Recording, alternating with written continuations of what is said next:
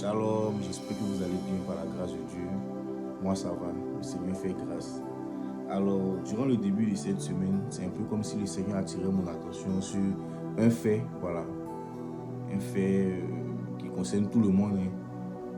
Vraiment, je me suis rendu compte que beaucoup de personnes traversent des moments difficiles, que ce soit sur le niveau professionnel, vraiment sur tous les aspects. Voilà, des blocages, tu déposes tes diplômes, ta vie est bloquée. Alors que pourtant tu vas à l'église, tu sais même peut-être dans un département, tu fais ta dîme, tu fais tes offrandes, tu fais le mieux de toi pour vraiment plaire à Dieu. Mais les choses semblent être bloquées. Et c'est un peu comme si le Seigneur attirait mon attention sur un fait.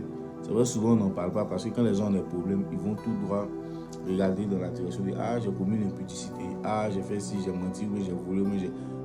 Pourtant, tout près là, il y a quelque chose qu'on oublie. L'orgueil. Il y a beaucoup de personnes qui sont dans la même situation depuis des années à cause de l'orgueil. Il y a beaucoup de personnes qui ne pourront pas manifester un certain niveau de bénédiction ou de gloire dans leur vie là, à cause de l'orgueil.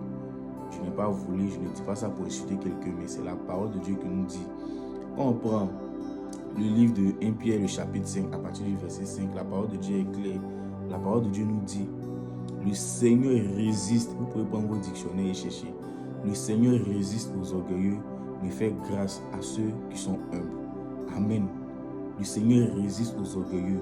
C'est-à-dire, quelle que soit ta bonne foi, tant que tu vas rester dans cette gamme d'orgueil, c'est-à-dire, toi, on ne te parle pas, on ne te dit rien. Quand quelqu'un est au-dessus de toi, tu refuses les reproches, tu refuses de reconnaître toi-même tes limites. Dieu te dit, va à gauche, tu vas à droite. Tu es dans un département, on te dit, fais ci, tu n'es pas prêt. En tout cas, tout ça, là, c'est l'orgueil.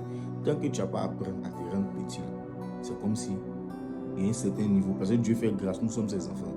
Mais ce qu'il a vraiment prévu pour toi, là, peut-être tu n'as jamais rentré là-bas, parce que tu n'es pas humble, ou du moins c'est parce que tu vis dans l'orgueil. C'est l'orgueil qui est toi ton dada. Je ne fais pas cette vidéo, comme j'ai dit là, pour te condamner, mais plutôt pour t'interpeller, afin que tu changes. C'est vrai, c'est pas facile, honnêtement. C'est pas facile, mais Dieu, dans sa grâce infinie, dans son amour infini, il peut t'aider par l'aide du Saint-Esprit. Il faut déjà reconnaître que l'orgueil te fatigue. Et la parole de Dieu nous dit que le Seigneur est venu pour nous aider, nous qui reconnaissons nos faiblesses.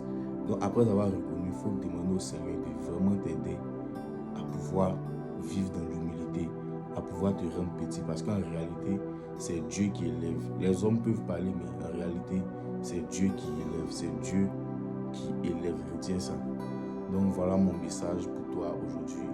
J'espère que cette vidéo va te faire du bien.